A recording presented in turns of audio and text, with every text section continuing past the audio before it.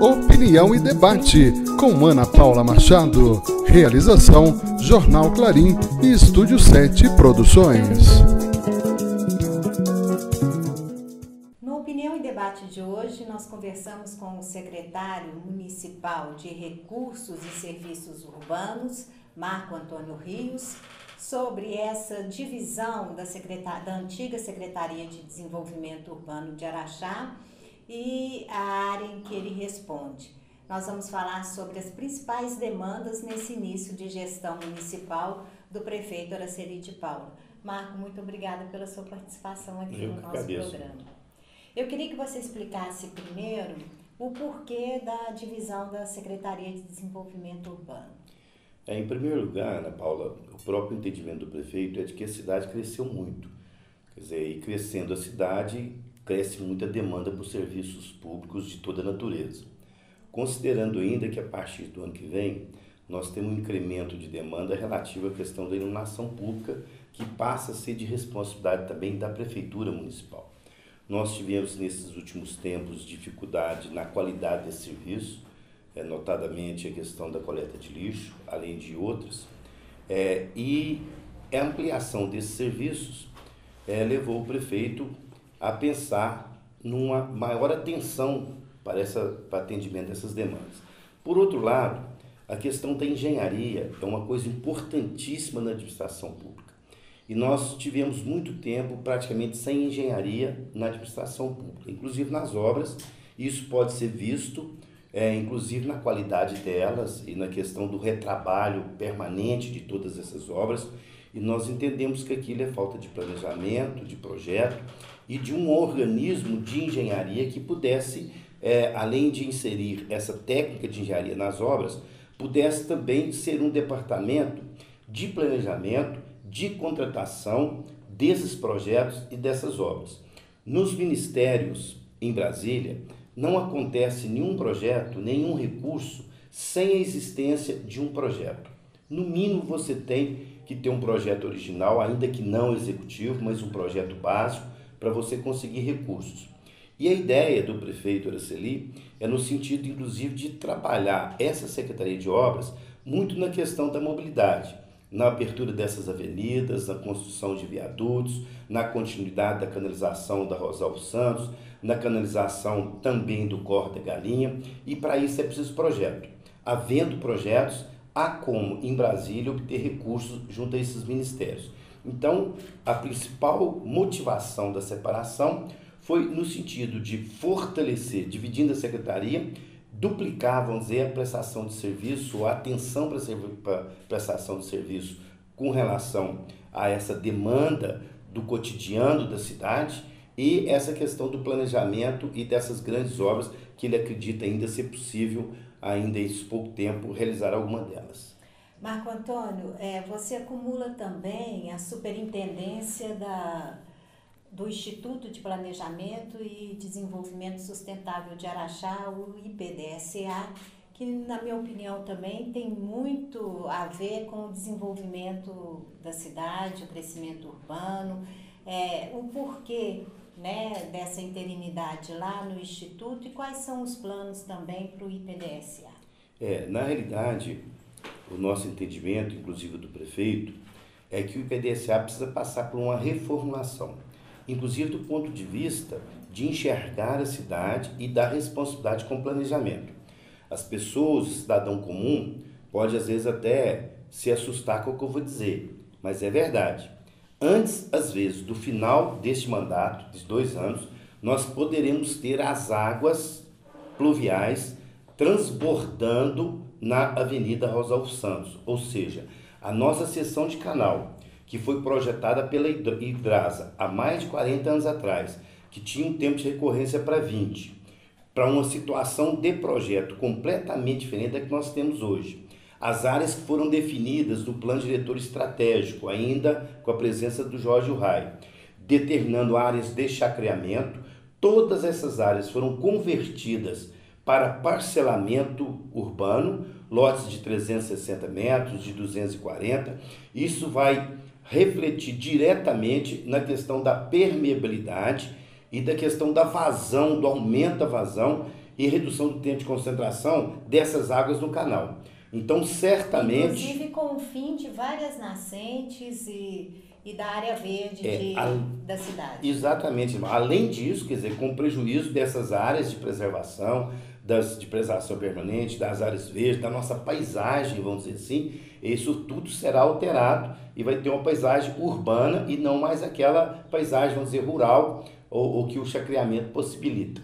Mas a principal consequência é que em muito pouco tempo nós teremos em Araxá, próximo ao Barbosão, provavelmente a mesma situação que nós temos em Uberlândia, na Rondon Pacheco, e em Uberaba, próximo ao Correio. Isso é função de quê? Dessa alteração do planejamento urbano, atendendo a um interesse empresarial. Então, uma das motivações da nossa presença também no IPDSA é corrigir o rumo do IPDSA para o planejamento urbano, e não um balcão de negócios, como de fato eu verifiquei, já era desconfiança, e verifiquei sendo superintendente do IPDSA. Ok, eu fico tranquila, né, de ver retomada essa preocupação, que eu acho importantíssima. A gente que acompanhou a elaboração do plano diretor estratégico, né, e estamos aí no dia a dia da cidade, a gente tem visto realmente algumas situações que podem prejudicar essa qualidade de vida que Araxá ainda apresenta, né, Marco Antônio? Então, fico muito feliz com essa providência, com essa preocupação e, inclusive, te pergunto em relação à fiscalização, porque o que a gente tem notado aqui em Araxá até então é que uns cumprem a lei, outros não cumprem a lei. Existe toda uma situação de ocupação na cidade irregular, e muitas vezes o poder público, não sei se por falta de fiscalização ou mesmo por omissão, deixa que essas situações se estendem e acabam provocando um problema ainda maior. Eu vou citar um exemplo, que é aquela ocupação irregular da encosta do Parque do Cristo, por caminhões, né? Aquilo lá é só uma das outras situações, sem falar em termos de construção. Por que uns têm que obedecer tal afastamento, com tal área de permeabilidade, e outros não? Eu acho que essa é uma situação difícil também, que Araxá vivencia. Ana Paula, você fez um diagnóstico exato. Eu fiquei pensando que até parece que você conhece o IPDSA e os problemas da cidade do lado de dentro do IPDSA. Tudo que você falou é verdade. Um dos problemas mais sérios, mais graves que nós temos é relativamente a questão da fiscalização. E quando o poder de polícia não é exercido pela autoridade municipal, aquilo vai demandando. Eu recebo lá em torno de 10 a 15 projetos para serem analisados e aprovados por dia. A grande maioria são projetos de regularização de uma construção pronta. Isso significa que o fiscal ou que o poder público não exerceu o controle da fiscalização. Pior do que isso, participou de um arranjo onde o proprietário e o construtor está deixando de recolher taxas no INSS, está deixando de registrar o responsável técnico pelo projeto, pela execução das obras junto ao CREA. Quer dizer, há uma série de fugas, né, de pagamento dessas taxas, mas que na realidade reflete numa falta de controle da qualidade da obra e da questão do planejamento urbano. Então, uma das coisas essenciais e das medidas primeiras do IPDSA é corrigir a questão da fiscalização. E depois, a segunda que nós fazemos referência é a questão de um pode e o outro não pode.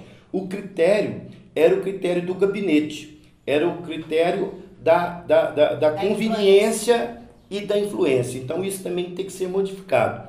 Com relação àquela área da encosta do Cristo, inclusive nós já estamos providenciando para fechá-la, inclusive em alambrado, porque naquela condição ali nós vamos fazer um esforço que não aconteça na grande maioria das áreas de APP que nós estamos fechando com cerca de arame farpado, que são áreas mais extensas, e não merece aquele tratamento também que nós temos ali praticamente no centro da cidade.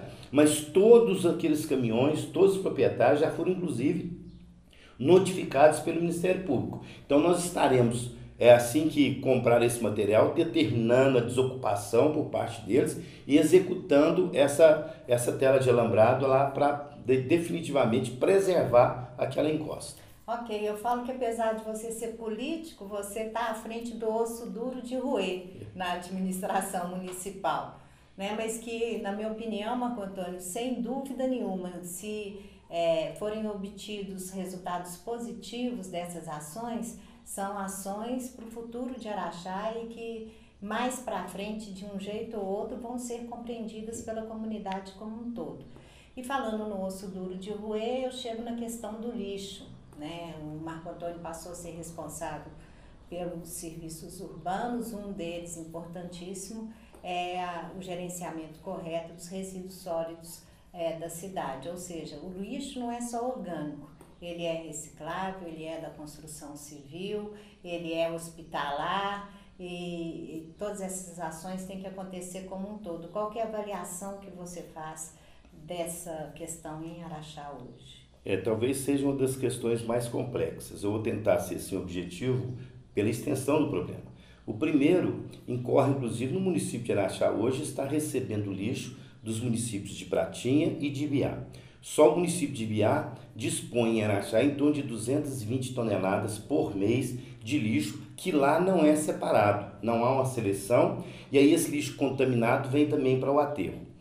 A outra questão que nós temos muito séria é que quando nós assumimos, dos 8 caminhões que faziam a coleta diária do lixo urbano, esses 8 caminhões, durante 2 dias da semana, na terça e na quinta, coletava o lixo reciclado, com prejuízo da coleta do lixo orgânico. Então, a primeira medida nossa foi recuperar todos esses caminhões para poder fazer a coleta diária desse lixo urbano. Estamos quantificando esse serviço para verificar a necessidade, inclusive, da aquisição de mais caminhões e com prejuízo até em parte da coleta seletiva, que nós temos hoje 2 caminhões da prefeitura e cada uma das 3 cooperativas possui mais um caminhão fazendo a coleta. São 5 caminhões.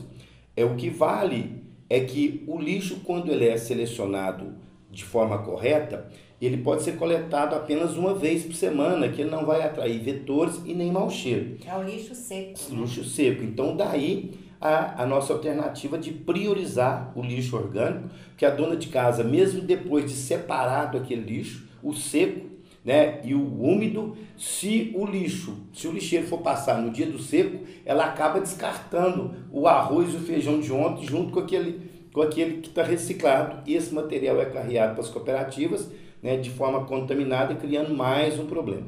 Então, nós vamos quantificar também essa demanda por veículos no lixo seco. Vamos fazer um programa de divulgação intensa, determinando o calendário para a coleta desse lixo reciclado, para que a gente possa estendê-lo em toda a cidade. Então, nós estaremos empenhados. Nós temos um gargalo, que é a questão dos motoristas e dos garis, que nós, no concurso, você tem uma certa dificuldade na substituição desse elemento. Então, quando nós falamos, às vezes, na terceirização, às vezes é na terceirização da mão de obra, para você criar, para você ter flexibilidade e versatilidade de dispensar um motorista e colocar outro, de dispensar um gari e colocar outro. Não é a mesma agilidade que você tem no serviço público, onde você tem necessariamente que fazer a contratação através de concurso. Ok.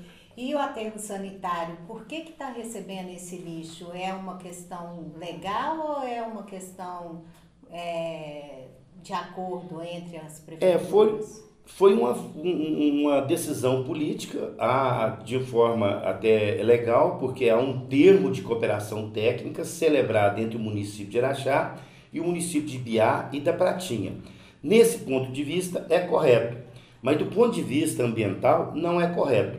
Nós estamos, inclusive, tentando agora renovar a nossa licença ambiental do aterro sanitário, e no licenciamento original não havia previsão do município de Araxá coletar lixos de outros municípios. Inclusive, a vida útil daquele aterro projetado para 20 anos não considerava esse incremento de lixo de outros municípios. Então, nós estamos, inclusive, oficiando aos 2 prefeitos, porque esse termo de cooperação permite a rescisão de qualquer das partes sem nenhuma multa, sem nenhuma penalidade, desde comunicado em 15 dias. Então nós estamos fazendo hoje essa comunicação para que a partir do dia 1º de janeiro de 2015, Araxá não receba mais o lixo nem da Pratinha e nem do Ibiá. Há uma solução para esses municípios, da mesma forma que na Tapira o prefeito Barroso conseguiu, que é dispor esse lixo do município de Uberaba, pagando em Uberaba o mesmo preço que estava prometido pagar para o município de Araxá. Mas não pagaram. Mas não pagou. Bom, e mais um assunto importante que eu gostaria de tocar antes de fechar o programa. A gente vai ter outras oportunidades com certeza, porque realmente é uma área muito ampla, não dá para a gente falar de tudo. Mas é a questão da manutenção e conservação do patrimônio público em relação a praças, jardins, ginásios poliesportivos, as próprias escolas, unidades de saúde. Se não me engano, essa área também fica sob a sua responsabilidade. E a gente também vem sentindo, né, a necessidade, as grandes demandas que Araxá tem, como a situação dos ginásios, por exemplo, né, que vem sendo denunciada pela Câmara há muito tempo. Ana Paula, exatamente. Hoje, os prédios, os próprios municipais, estão em péssimas condições. Antes ainda da entrevista, eu estava atendendo a nossa secretária Gessi, que estava exatamente falando sobre a questão da manutenção das escolas e das creches. E quando eu achava que ela já estava terminando o assunto, ela retomava a outra obra, né, a outra escola. Então essa, de certa forma, é a situação geral dos prédios públicos. Nós estaremos cuidando do que for manutenção, do que for recuperação, aquela situação onde a intervenção exigir contratação de uma empresa, aí nós estaremos junto com o secretário de obras, que é o Sebastião Donizete, contratando esse serviço, e aí nessa condição passando para a Secretaria de Obras. É o caso típico de convênios, onde nós temos recursos da saúde, né, que deverão ser aplicados ou na construção de uma nova escola, ou às vezes na recuperação de alguma. Então esse tipo de serviço será repassado para a Donizete. As outras, o que for de manutenção de reforma simples, de pintura, a parte hidráulica, elétrica, nós permaneceremos aí dentro da secretaria. O que for maior, que despender maior recurso, provavelmente será na Secretaria de Obras. Serviço de limpeza da cidade, está tudo... Olha, para você ter uma ideia, no final do ano de 2012, nós tínhamos em torno de 450 servidores trabalhando só na limpeza pública, na varreção, na poda de grama.